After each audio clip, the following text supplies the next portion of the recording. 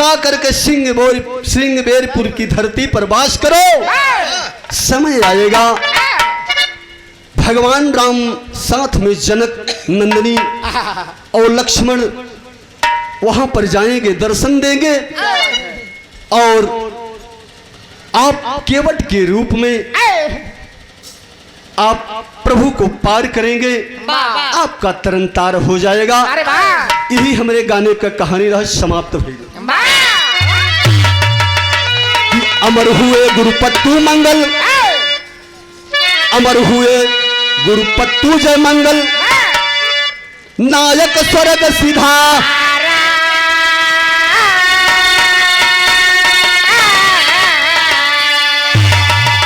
अरे गुरुवाज्ञा से गुरु सुदामा, अरे अपनी कलम सवार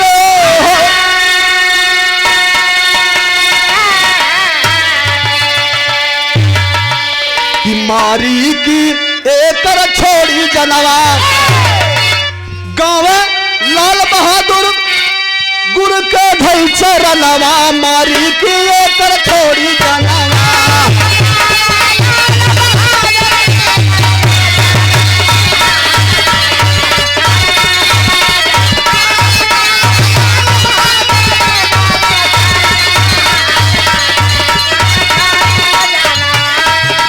जन्म जन्म का बात है हमारा तुम्हारा, तुम्हारा हमारा जन्म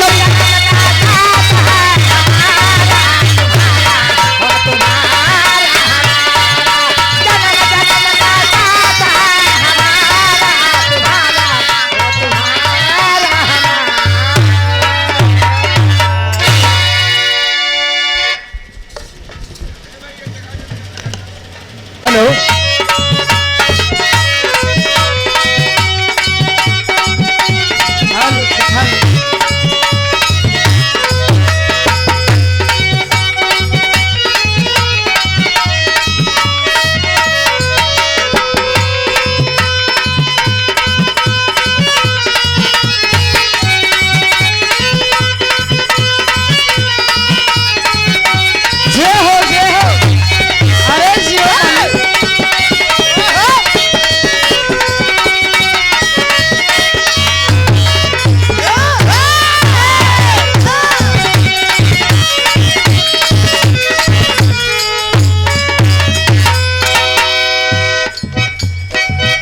देखा उधर से बड़ी अच्छी सुंदर लाइन आप सब सुने,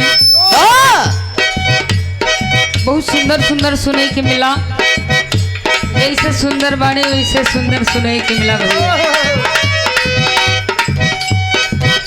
विराह से पहले कुछ हमारे भैया लोगन के संकेत बा, मनोरंजन हो जाए। जो आज मार्केट में बजत बा,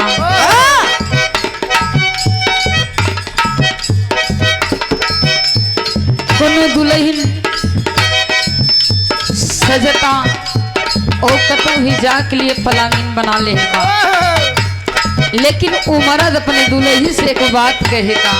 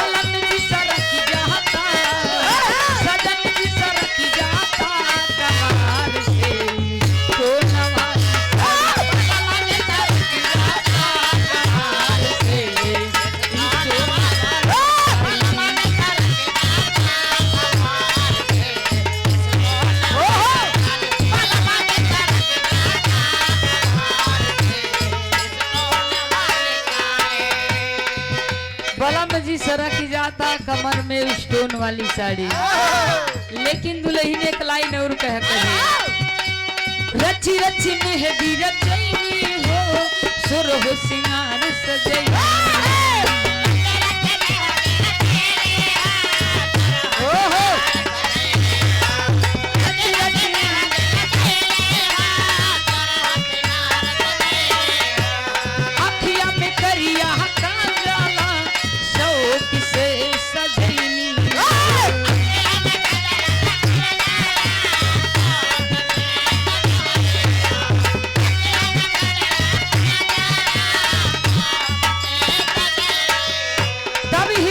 कहेगा गोरी जिनी झनकावा न पायल हो देखी जीरा हो जला मुना घायल हो गोरी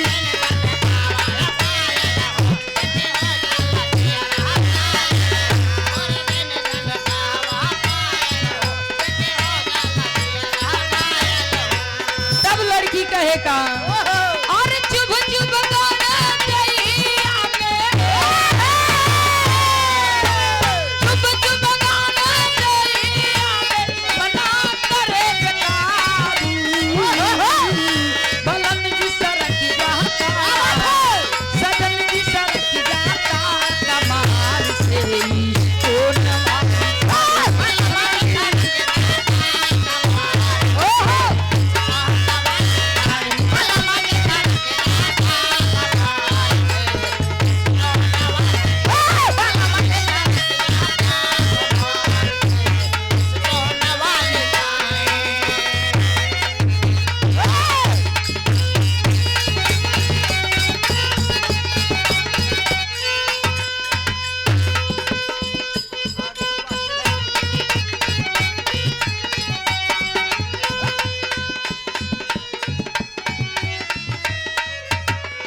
आप श्रीमान आज के इस कमेटी के अध्यक्ष साहब जी, नेताजी परम आदरणीय नवना चाचा जी, बताइए एक बार फिर। आप श्रीमान चाचा राम आश्रय यादव जी इस दंगल के अध्यक्ष हैं और नेताजी हैं। आप महान हैं, इनायत नहीं बहुत सारा प्यार दुलार सम्मान दोनों कलाकार को इस मंच पर बहुत सम्मान आशीर्वाद आप लोगों से मिला और मिलता रहता है मादरडी के पूरे क्षेत्र में। और आपके कर कमलों से 100 रुपया का पुरस्कार माता रानी आपके हर मोड़ पर ऐसे तरक्की करत रहे और आप लोगों के क्षेत्रीय हमारे बाबू ही इनका प्यार दुलारी पुष्पा सागर को आशीर्वाद बना रहे बाबू कहना बा।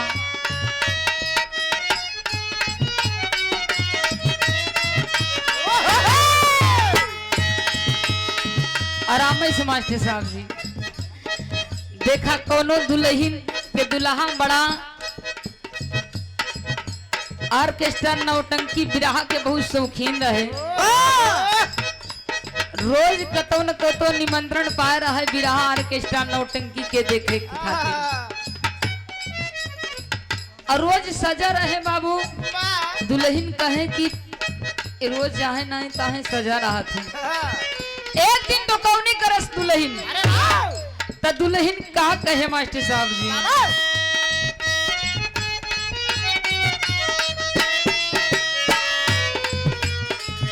अरे जाए पिया जवानी हमरे अरे जाए पिया जवानी हमर जरइए गइला ना जाए पिया जवानी हमर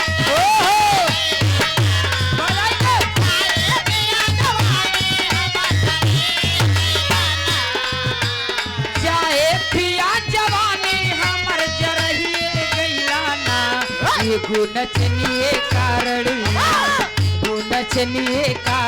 कन्या के भुलाई गइला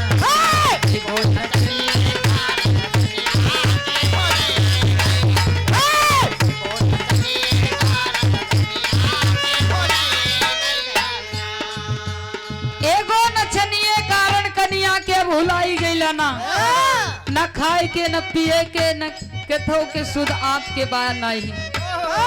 इतना जौन कुछ पैसा कौड़ी बात सब इतना लुभा गइले बारे कि नचनिया की कितना पैसा लुटा देत हुआ, लेकिन वो दुल्हन और का कहे आधी आधी रतिया पिया बुलटियो लेके जाला ओकर नचियो देखे जाला।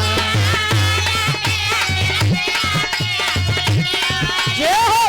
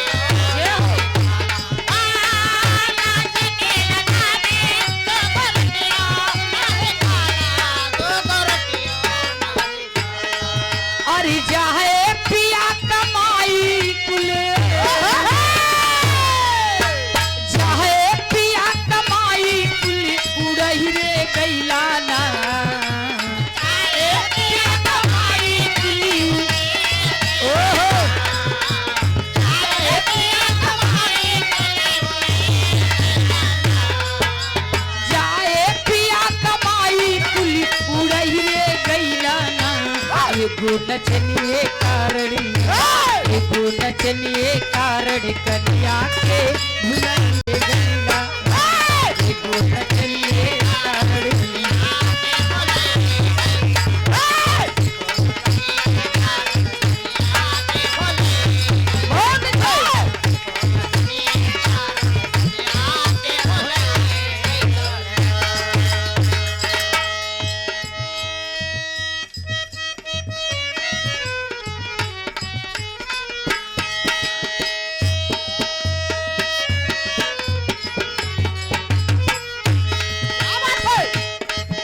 देखा जैसे वो नहीं किनाए कोनो मर्द रहे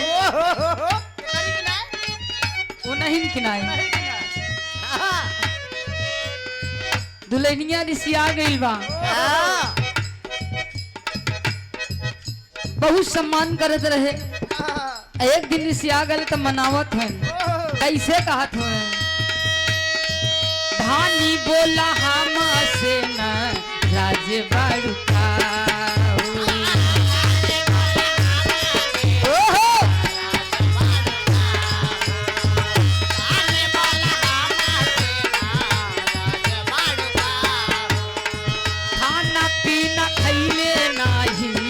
आज बाड़ुका अरे जियो मास्टर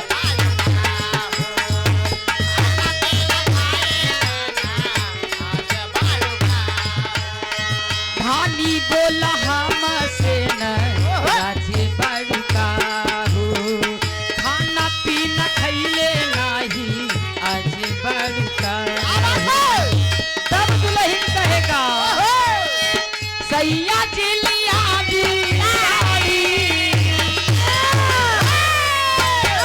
सैया जिलिया साड़ी कलर गुलाबी हा गुलाबी गुलाबी हा गुलाबी गुलाबी जौना में के पहले राउर भाभी हा गुलाबी गुलाबी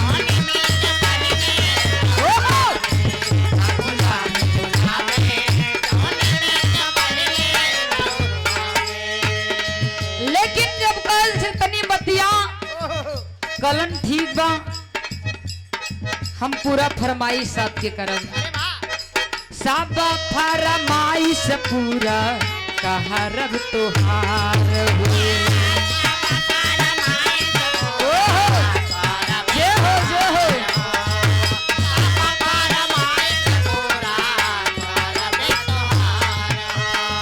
तानी मुस्काई दे तू धनिया हमारा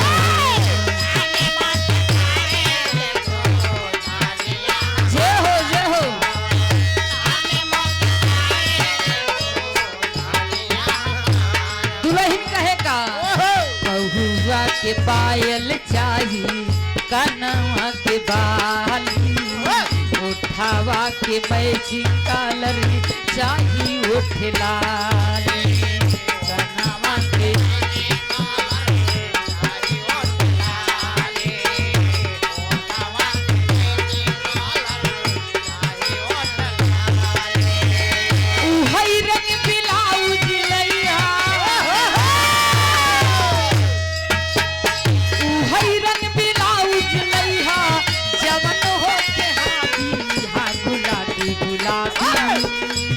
गुलाबी गुलाबी जौना में के पहिने राउर भाभी गुलाबी गुलाबी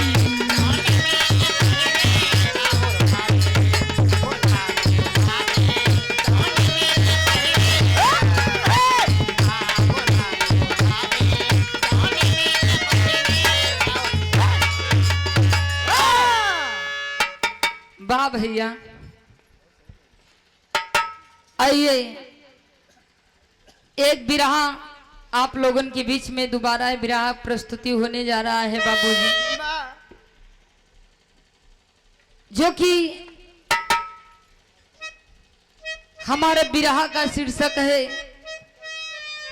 कन्या और चार बर। बाबूजी चारों तरफ से बारात आई थी, कन्या एक बर चार है, लेकिन दुनिया के मालिक देखे इज्जत बचाने के लिए कैसे ही करते हैं बाबूजी। बिरहा का लाइन है बा आप लोगन की कहानी एकदम मिली बाबूजी। कहना बा मास्टर साहब जी,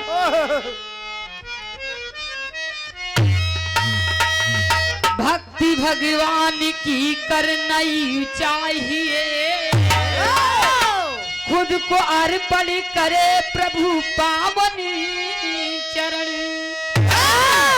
इमरद इंगेज कहते हर इल्मदार, ओ समझता है मकलूब जीवन मरण। हंस में गर्दिश मिटे रहे हैं एक दंपति, भक्ति भोली की क्यों रंग लाई, मान मर्यादा का समझ जाने नदी। कन्या एक की चारी बरात आई जहां,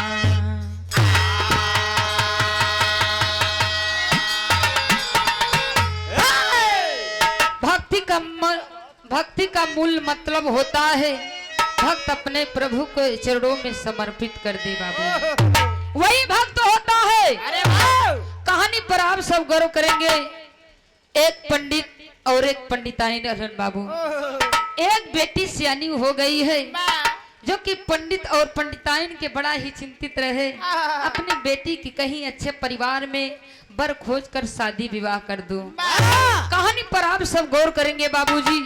पंडित और पंडिताइन बड़ा ही चिंतित हो गए, बड़े हैरत में हो गए कि अपने बेटी को शादी ब्याह जल्दी से कर दूं, समय बदल रहा है, समय के देखते हुए अपने बेटी को मैं शादी कर दूं। पंडिताइन पंडित से कहे लगलन बाबूजी, पंडित जी एक दिन बर खोजने के लिए चल देते हैं, अपने गांव से प्रस्थान करते हैं। तो एक लाइन हमारे कवि जी भाव लिखत हुए मास्टर साहब जी,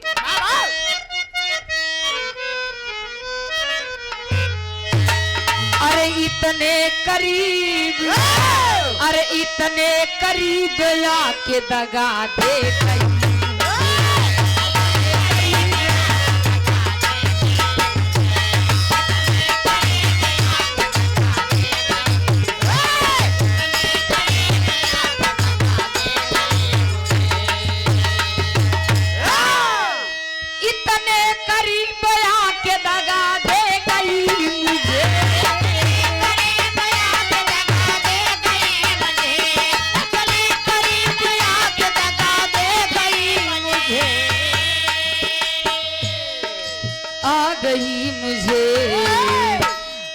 बुझ रहा था, अरे मैं बुझ रहा था के हवा दे गई मुझे, मैं बुझ रहा था।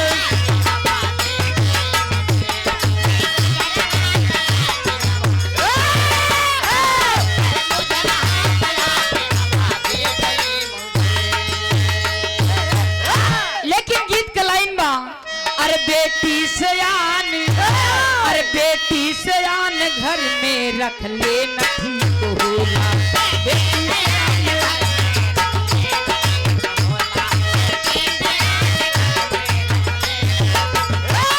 बेटी सयान,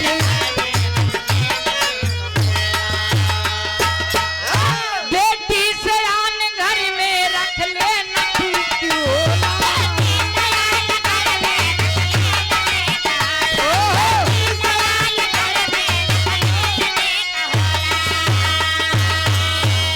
कईयो जगह के देख ले जा ठीक नाही होला। कईयो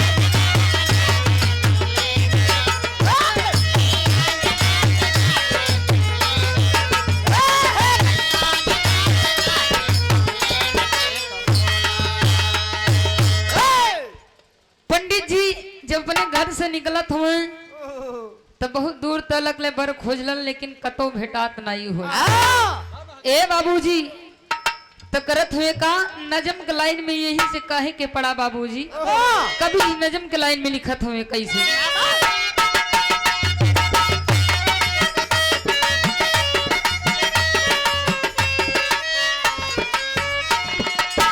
एक परिवार माही तीन परानी रहले पंडितो पंडाई से सयानी रखले।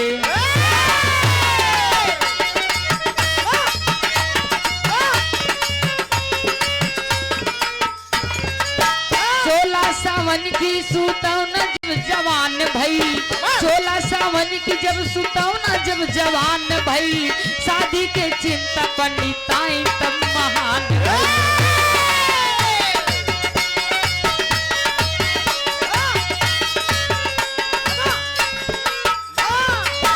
कन्या जोगे गुरुजी खोजे निकले कन्या जोगे बर गुरुजी खोजे निकले मगर बर मिलल नहीं हेर ढूंढ के थकले।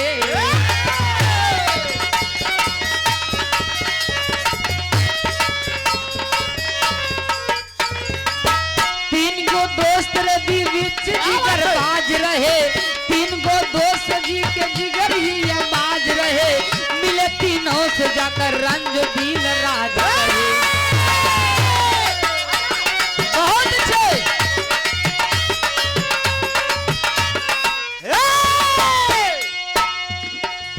मास्टर आई जाए। ए बाबूजी बहुत ही परेशान पंडित जी हुएलन घर को और फिर वापस आवत है। पंडित जी के बड़ा ही जिगरी दोस्त रहलन कहलन कि भैया पंडित जी कहाँ जात हुआ कहीं बहुत ही बर खोजलन लेकिन मिलल नहीं कतो रिश्ता नहीं मिलल। कहलन ठीक बा भैया। पंडित जी कहलन कि भैया अगर आपो सब जात है अगर बर मिल जाए तो कार्तिक द्विजी के दिन बड़ा अच्छा दिन बा वही दिन साहित्य लगन रखाई दे जाए। हे बाबूजी तीनों बड़ा ही जिगरबाज दोस्त रहलन बड़ा ही दोस्ती रहे बहुत पंडित जी से जमत रहे जैसे कन्हैया और सुदामा जी का दोस्ती रहे। ए बाबू पंडित जितनी बतिया का के अपने घर अलन तब पंडिताइन पूछत हन का हो कतो रिश्ता उस्ता मिला कतो ठिकान कहे नहीं बात चलाए है अगर बात पक्की हो जाए तो रिश्ता तय हो जाए हमारी शादी लगन पड़ जाए। इतनी बात पंडिताइन सुन के कुछ बोलत नहीं होनी। तीनों जिगरी दोस्त जमर रहलन बाबू तीनों 3 बर पावत हुए।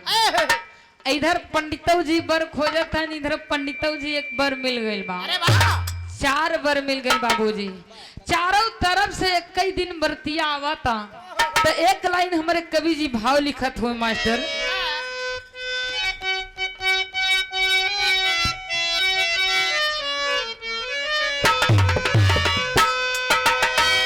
झुमका झुलनिया अरे हंसुली नथुनिया चाही कजरा के धार।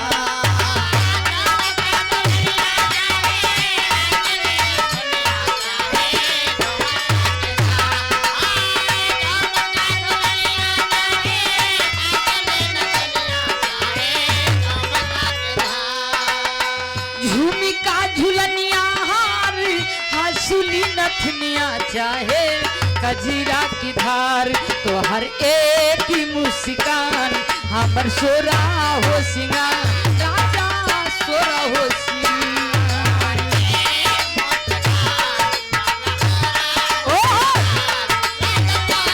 जो मालिक जो एक की मुस्कान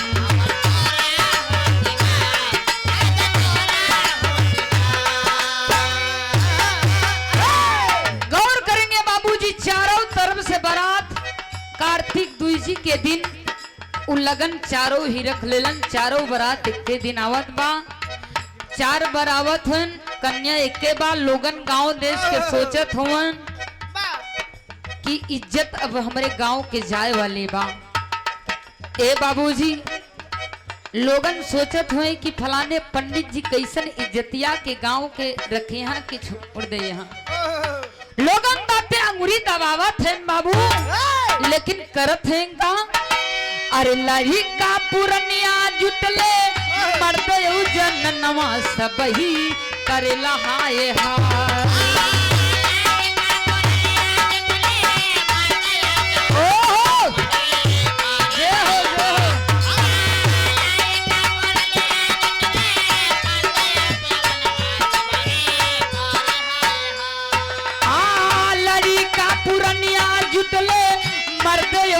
नवा सबही करेला हाय हाय। आही सुझाली उपाय भोला लगी जा गुहार, भोला लगी जा गुहार।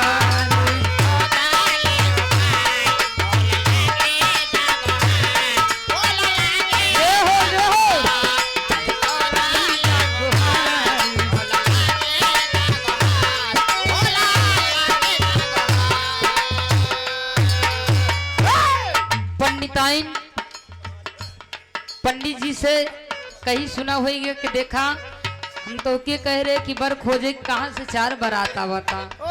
ए बाबूजी, तीनों जोन जिगरी दोस्त रहे, चारों तरफ से बारात आवत है। पंडित से जाके कहने लगे कि देखिए मैं आपके एक लोग कहे थे आप कहाँ से 4 बारात आ रही है। कहे भैया आप भी गए थे, अगर बर मिलना तो कार्तिक द्विजी के दिन रख देना। इस दिन जो साइत है अच्छा दिन है।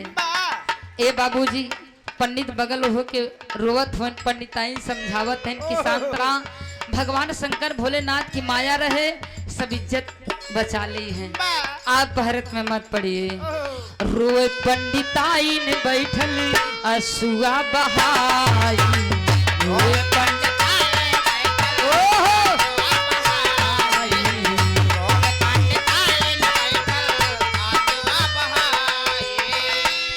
पंडिताई ने आके काहे समझाए, पंडिताई ने आके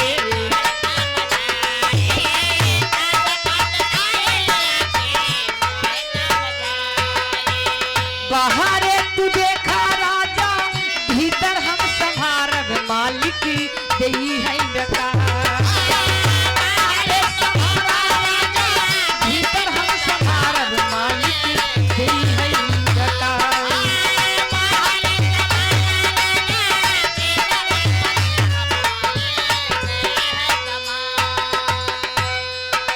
पंडित रोवत हैं, पंडिताई समझावत हैं कि साहब आप बाहर के जाइए, देखिए मैं अंदर के पूरा संभाल लूंगी, आप परेशान ना होइए।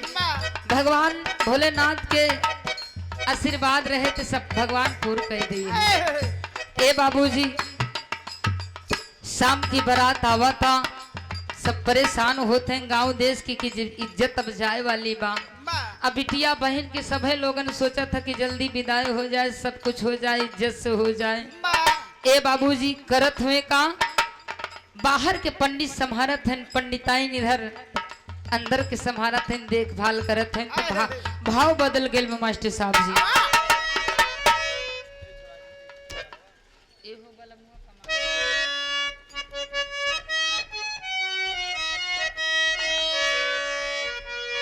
पंडित जी के पंडिताइन बहुत समझावत हैं, कहानी पर आप सब गौर करेंगे। अरे ए हो बलमुआ कमाल कर ले, मार के मुस्किन हाल कर ले। ए हो बलमुआ कमाल कर ले, मार के मुस्किन बहुत अच्छे। ए हो बलमुआ कमाल कर ले, मार के मुस्किन हाल कर ले। ए हो बलमुआ कमाल कर ले, मार के मुस्किन हाल कर ले।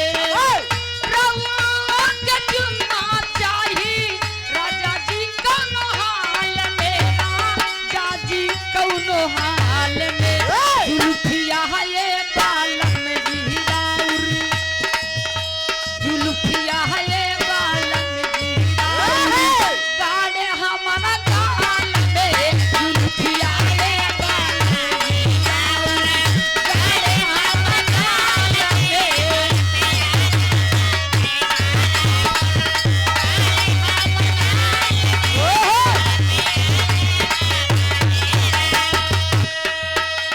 लेकिन एक बात पंडित जी से अपने कलन पंडिताइन के सुना, एक बात जा बरतियन से कह दा कि हमरे यहाँ के परंपरा बा, का परंपरा बा, पंडिताइन अपने पंडित जी से कहा थे एहो बलमुआ कमाल कई था, एहो बलमुआ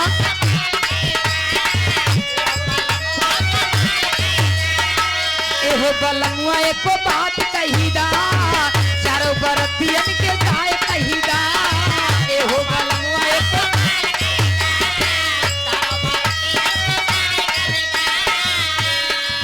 ओला से नुरदान बस अधेरे आस्थान में, तेरे आस्थान में चलनिया हमारे देसावा के, चलनिया हमारे देसावा के बहुत पुरान हो, चलनिया हमारे देसावा के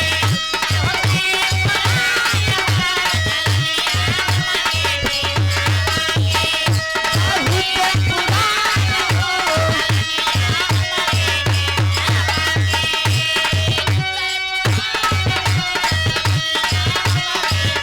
बहुत अच्छे। पंडित जी से पंडिताइन कहेंगे देखा हमारे यहाँ के परंपरा बा, दुल्हा मंडप पे नहीं बैठेगा, सिंदूर दान करेगा तलवार से एकदम अंधेरे में, और डोला सटाया जाएगा तो विदाई भी होगी। ए बाबूजी पंडिताइन चारों बाराती से कह दिन, चारों बारात जितनी बाराती थे मान लिए कि आपके यहाँ को परंपरा है तो ठीक है, जैसे आप लोग कहेंगे वैसे हम लोग करेंगे। पंडिताइन कहेंगे तलवार से दुल्हा से दान डालेगा मांग में, और अंधेरे में एकदम होगा, और मंडप में शादी नहीं होगी, दुल्हन को नहीं देखेगा कोई, अगर विदाई होगी तो सटाया जाएगा जो डोला है। बाबूजी हमारे यहाँ के जाकर के कह दीजिए कि हमारे यहाँ की परंपरा है। जाके पंडित जी सारे बाराती को कह दिए, बाराती मान लिए। बाबूजी जब मान लेते हैं तो होता क्या है मास्टर साहब जी, तब पंडिताइन का करत हैं, बिटिया ते कई हो बाबू, एक ही बिल्ली लेथिन, एक ही कुतिया लेथिन, एक ही बकरी लेथिन, 3 जानवर हैं और एक ही बिटिया हो। अब अपन इज्जत बचावत हैं, करत हैं का मास्टर साहब जी, भाव बदलत बा।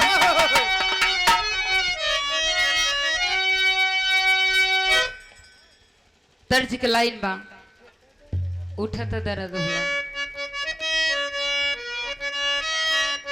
अरे उठत दराद होला, बैठत दराद हो,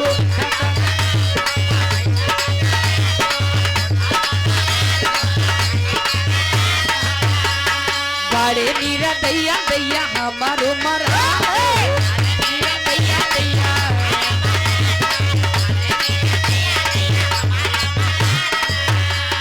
उठत दराद होला, बैठत दराद हो, बड़े नीरा दैया दैया हमारो मरा। अरे मुझी कलमा पे कलइए राते नखुनियो टूटले,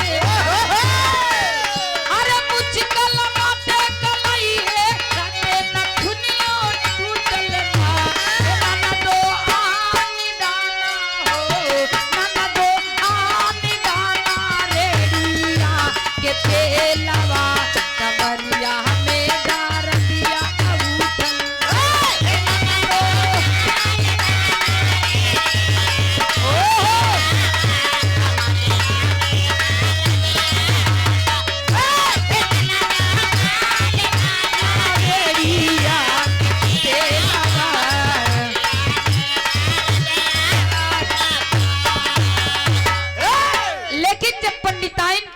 जाके कहलन तो पंडित सारे बरतियन से जाके कह दिया, सारे बरतियन मान लेलन।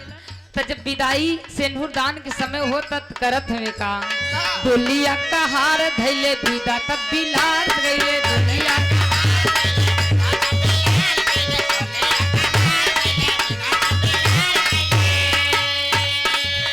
बराती लोग सब छठियात हैं कि न दुल्हन देखे पिला न सिंदूर दान भवा जवन कुछ भा अंधेरे में भा मंडप में शादी नाई भा।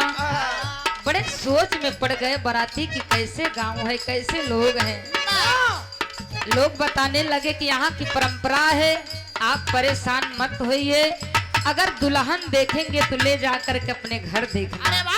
ए बाबूजी जैसे जैसे पंडिताइन कलन वैसे पंडित जी कैलन बाबू, वैसे बराती लोग किए। डोला सटाया गया, उसी डोला के दरवाजे से जब सटा गया बाबूजी तो विदाई होता। दुल्हन क्यों देखा ना, डोला में डायरेक्ट दुल्हन चली जाती बैठ जाता। डोले तब का हार धैले दीदा तब दिलार कैले,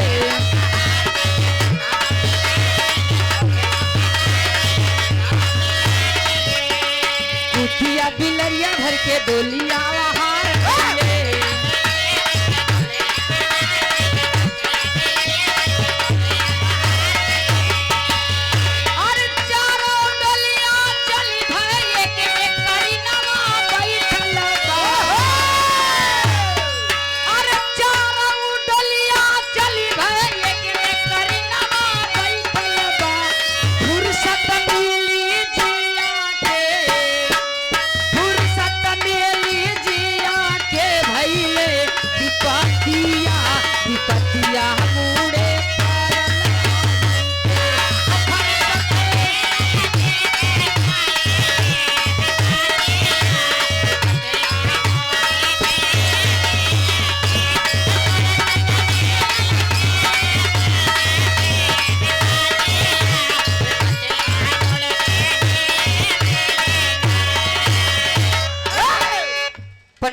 पंडिताइन जब विदा कैलन बाबूजी डोला में चारों के बैठा दिए।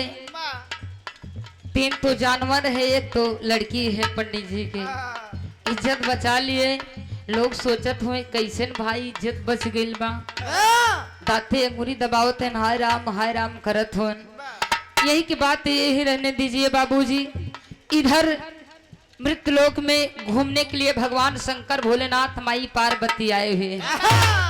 डोला जैसा विदाई हुई, माई पार्वती पूछे थे का हो स्वामी, इ डोला जवन उठल बा एक ही घरे के बा कि अलग अलग बा। भगवान शंकर भोलेनाथ कहते तू शांत रहा, डोला एक बा, एक घरे के बा डोला, कन्या एक बा और सब में जानवर है।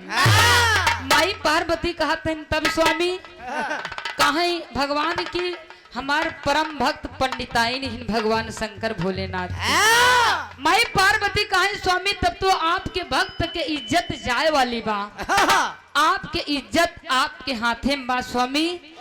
भगवान शंकर भोलेनाथ कहे तू टेंशन में हैरत में मत पड़ा, इस सब हमारे हाथे में बा। भगवान शंकर भोलेनाथ की माया परम्पार है बाबूजी। उस समय होता क्या है, बिरहा के एक लाइन तेरी का भाव लागल मास्टर।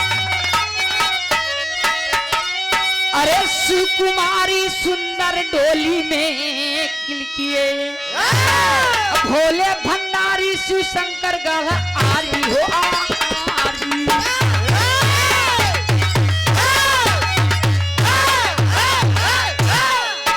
सुकुमारी सुंदर डोली में किए। ए बाबूजी जब विदाई किए, समय बीत गया, महीना के लगभग 1 महीना हो था बाबू। पंडिताइन कहन का हो जा बिटियन के हाल समाचार लेके आओ। पंडित के हिम्मत नहीं पड़ता कि जहाँ बिटिया के दरे पे पागल पंडिताइन बिटिया के दरे पे जानवर विदा कहले। पंडित के हिम्मत नहीं कर महारानी हम जाबू कहीं जाई। भगवान शंकर भोलेनाथ की माया बा, आपका इज्जत सब बिटियन खिया मिले। काहे नहीं हिम्मत नहीं पड़त बाबू पंडित जी के कि बिटिया खिया हम चला जाई हाल समाचार लेकर आई। तो पहापट के लाइन में कहना पड़ा मास्टर साहब जी। अरे महाराज से पंडित काले बतिया नाई मतिया बा, अरे जाए न खोजे आपा ना हुरमतिया नाही मतिया बा।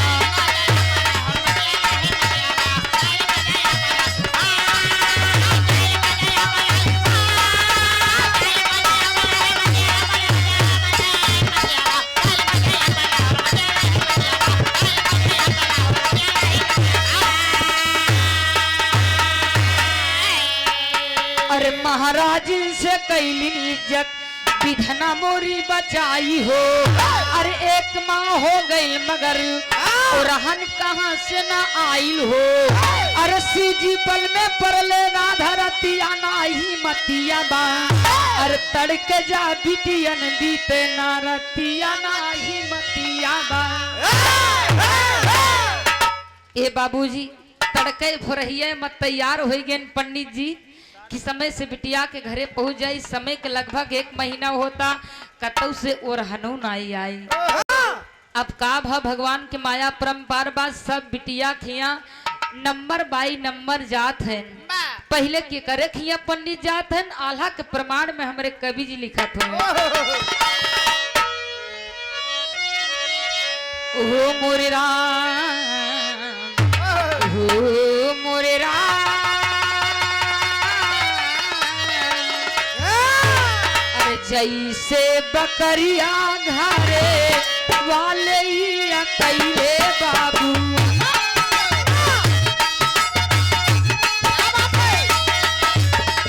ठीक वैसे कुतिया वाले करेले बखा।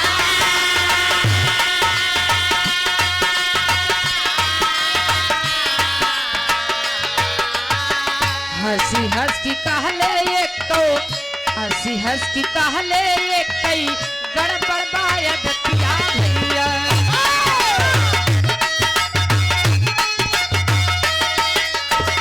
दस घर घूमई रोजा सजावा बिहार।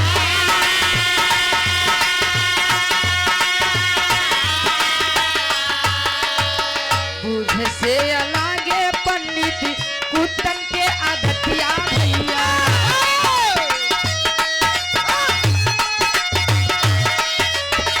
काहे सुधर जाई हो चाहिए भगवान।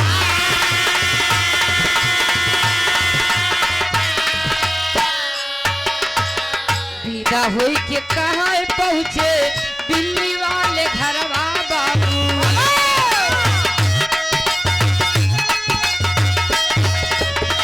खुशी भइले ओनहु सामा दिए सम्मान। बहुत अच्छे।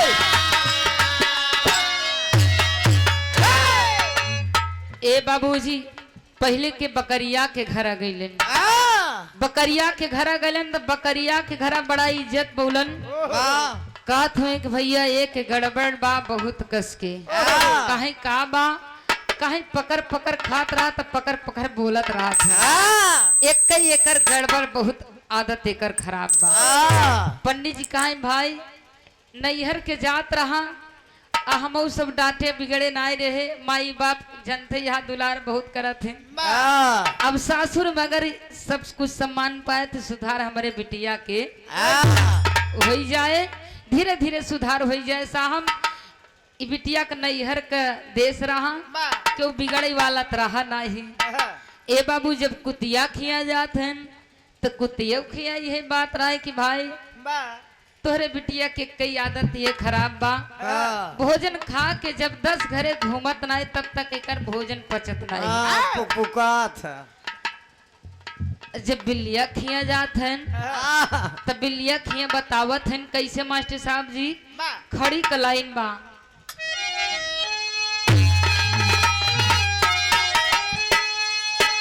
अरे चीखे लिखनवा ए बाबू चीखे लिखनवा हवैये कई आदतिया चीखे लिखनवा।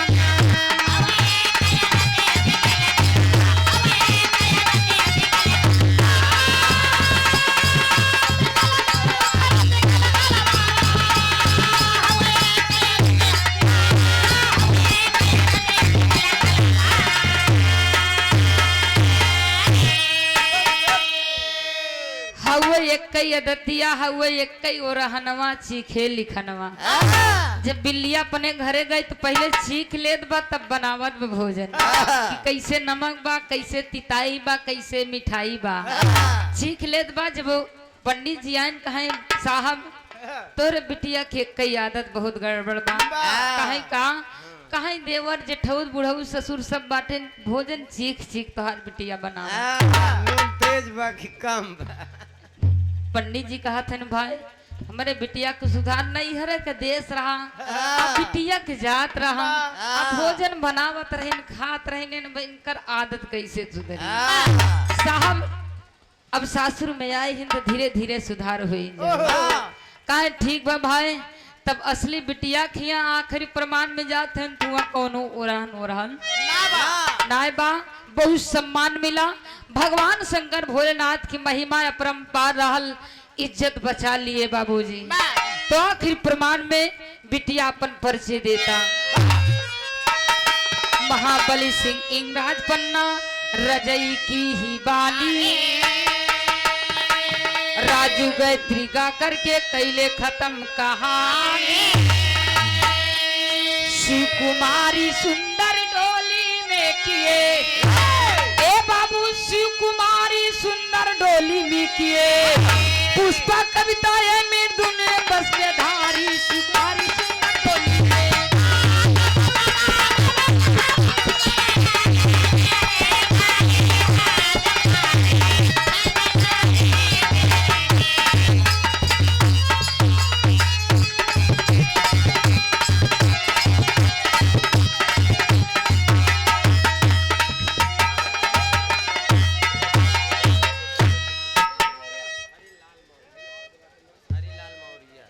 आप ले जाए